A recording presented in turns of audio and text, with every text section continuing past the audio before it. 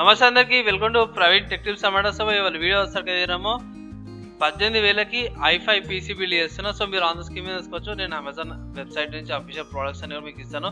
So official link కూడా మీకు కింద డిస్క్రిప్షన్లో ఇచ్చేస్తాను. మీరు వెళ్ళి కూడా చెక్ చేసుకోవచ్చు ఏ పార్ట్స్ ఈ బిల్డ్ చేసిన అనేసి. సో మీరు ఆన్ ద స్క్రీన్ మీద తీసుకోవచ్చు. ఇక్కడ ఇంటెల్ కోర్ i5 తీసుకున్నామంటే 2400 క్వాడ్ కోర్ ప్రాసెసర్ అన్నమాట. 3.1 GHz ఉంది, 6 MB catch and turbo Boost చేస్తే 3.4కి టర్బో బూస్ట్ అవుతుంది. సో ప్రాసెసర్ ప్రైస్ చూసుకుంటే మాత్రం 3400 3,500 అయితే ప్రాసెసర్ వస్తుంది. సో ఈ ప్రాసెసరు బేసిక్గా డే టు డే టాస్క్లకి, గేమింగ్కి అండ్ ఎడిటింగ్కి, బేసిక్ ఎడిటింగ్కి సరిపోతుంది. బేసిక్గా నాకు ఇంట్లో ఒక మంచి సిస్టమ్ కావాలన్న వాళ్ళకైతే ఇది బెస్ట్ ప్రాసెసర్ అన్నమాట. అండ్ కోర్ i5 కాబట్టి మీకు పర్ఫార్మెన్స్లో ఎక్కడ ఇష్యూ ఏం రాదు. నెక్స్ట్ మీరు అనొచ్చు అన్న అఫీషియల్ లింక్ అయితే చూపి అనేసి కూడా అనొచ్చు. సో అఫీషియల్ లింక్ చూపించే ముందు ఒక చిన్న రిక్వెస్ట్ ఏంటంటే ఛానల్ని సబ్స్క్రైబ్ చేసుకోండి, తర్వాత బెల్ ఐకాన్ ప్రెస్ చేయండి. లేటెస్ట్ టెక్ అప్డేట్స్ కోసం ఫేస్బుక్ అయితే పేజ్ లైక్ చేయండి. ఇలాంటి పీసీ బిల్స్, పీసీకి సంబంధించిన కాంపోనెంట్స్ అండ్ టెక్నాలజీకి సంబంధించిన వీడియోస్ అప్లోడ్ చేయడానికి మీకు నోటిఫికేషన్స్ రావడానికి అంటే. సో నెక్స్ట్ ఇది ఇంటెల్కి సంబంధించిన అఫీషియల్ వెబ్సైట్ అన్నమాట. సో ఇక్కడ చూసుకోవచ్చు Intel core i5 2400 processor model information. ఈ లింక్ కూడా డిస్క్రిప్షన్లో ఇచ్చేస్తారు, మీరు వెళ్ళి పర్సనల్గా చెక్ చేసుకోవచ్చు డీటెయిల్స్ అన్నీ కూడా. సో ప్రాసెసర్ ఎప్పుడు వచ్చిందంటే మనకి 2011లో వచ్చింది. దాదాపుగా 10 years అయిపోయింది అన్నమాట ప్రాసెసర్ వచ్చేసి.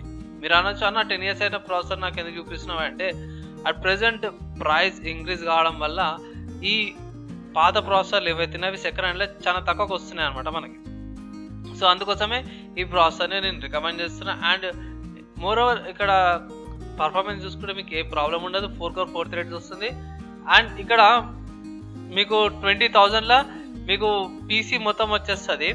అదే మీరు లేటెస్ట్ ఇదే ఏమంటారు లేటెస్ట్ 10th generation ప్రాసెసర్ తీసుకుంటే ఒకటి ప్రాసెసరే మీకు 10,000కి వస్తుంది అన్నమాట.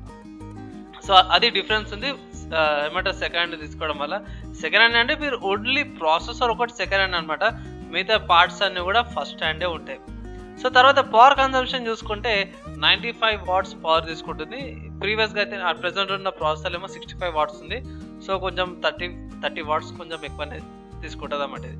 కానీ మీకు అక్కడ ప్రాబ్లం ఏమి ఉండదు. పర్ఫార్మెన్స్ అయితే ఇప్పుడు ఇచ్చే ప్రాసెసర్ లాగానే పర్ఫార్మెన్స్ అనేది ఇస్తుంది. తర్వాత మదర్ బోర్డ్ చూసుకుంటే మాత్రం జెబ్రానిక్స్ నుంచి మదర్ బోర్డ్ తీసుకుంటున్నా. So Zebronics H61 mother board అనమాట. 3,615 రూపీస్ ఉంది. అండ్ బేసిక్గా ట్రస్టెడ్ బ్రాండే. ఏమంటారు జెబ్రానిక్స్ చాలా కాంపోనెంట్స్ ఉన్నాయి. కీబోర్డ్స్ వస్తాయి, మౌస్ వస్తాయి, motherboards plus modems, USB chips, ఇక వీళ్ళే చాలా ఉన్నాయి జెబ్రానిక్స్ వాళ్ళే. అండ్ ఇంకోటి ఏంటంటే ఇది ఇండియన్ బ్రాండ్ అనమాట. సో ఇండియన్ బ్రాండ్ అయితే ఏమంటారు ప్రమోట్ చేయాలి కాబట్టి ఇండియన్ బ్రాండ్ కూడా అనేసి ప్రమోట్ చేస్తున్నాం. సో మదర్ బోర్డ్లో పెద్ద ఏముండదు గైస్. బేసిక్గా బ్యాక్ పోర్ట్ చూసుకుంటే ఒక నిమిషం లోడ్ అవుతున్నట్టుంది. సో ఇక్కడ చూసుకుంటే మీకు పైన పవర్ ఏమంటారు పవర్ పిన్స్ ఉన్నాయి. తర్వాత 2 RAM slots.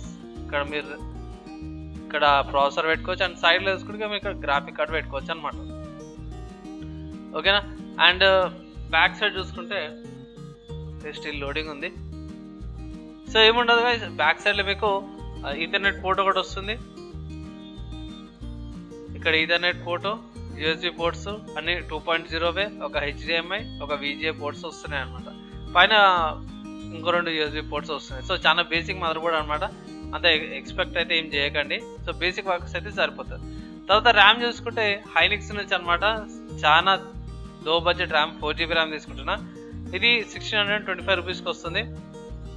Next hard disk చూసుకుంటే SSDs లేకపోతే NVMe SSDs అవేం యూజ్ చేస్తలేను. జస్ట్ 500 GBది నార్మల్ SSD అనమాట. ఇది 1,620 రూపీస్కి వస్తుంది అనమాట. So basic SSD. నెక్స్ట్ చూసుకుంటే క్యాబినెట్. సో క్యాబినెట్ కూడా బేసిక్గా క్యాబినెట్ యూజ్ చేస్తున్నా 1,279 రూపీస్కి. చాలా బేసిక్ అనమాట జెబ్రానిక్స్ నుంచి. ఇది కూడా ఫైనల్గా చూసుకుంటే పవర్ సప్లై అనమాట. సో పవర్ సప్లై వస్తాక 450 watts పవర్ సప్లై జెబ్రానిక్స్ నుంచి. ఇది కూడా 660 రూపీస్ది. అండ్ దీని చూడ మీరు అంత ఎక్స్పెక్ట్ ఏం చేయకండి. బేసిక్ పవర్ సప్లై అనమాట.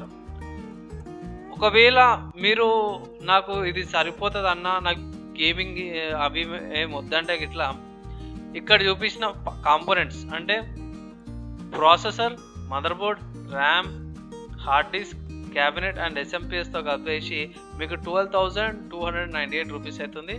గ్రాఫిక్ కార్డ్ యాడ్ చేస్తే మీకు 18,714 రూపీస్ అవుతుంది. సో గ్రాఫిక్ కార్డ్ ఏది తీసుకుంటున్నామంటే జొటాక్ నుంచి అనమాట. GT 1030 2GB RAM variant.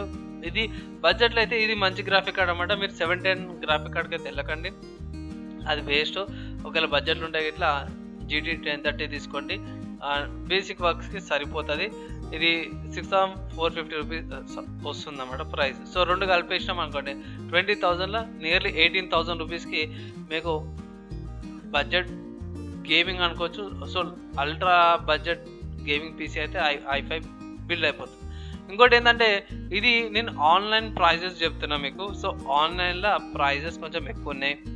మీరు ఆఫ్లైన్కి వెళ్ళి కూడా కొంచెం బార్గెన్ చేస్తే మీకు ఈ పీసీ బిల్డ్ మీకు 17,000 లేకపోతే 18,000 మధ్యలో కూడా ఇంకా తక్కువగా వస్తుంది. 16 కూడా వచ్చే ఛాన్సెస్ ఉన్నాయి. సో గైస్ ఇది చిన్న వీడియో అనమాట, దబదబా చెప్పేసిన. అండ్ ఈ ఇన్ఫర్మేషన్ వీడియో మీకు ఎలా అనిపించింది, ఈ పీసీ బిల్డ్ మీకు వర్కౌట్ అవుతుందా కాదనేసి కూడా కింద కామెంట్ చేయండి. అండ్ ఇంకేమైనా రిక్వెస్టెడ్ వీడియోస్ ఉంటే, ఏమైనా డౌట్స్ ఉంటే కింద కామెంట్ చేయండి. విత్ ఇన్ 2 daysలో మీకు రిప్లై వచ్చేస్తుంది. అంతే గైస్, వీడియోకి నెక్స్ట్ వీడియోలో అయితే కలుసుకుందాం.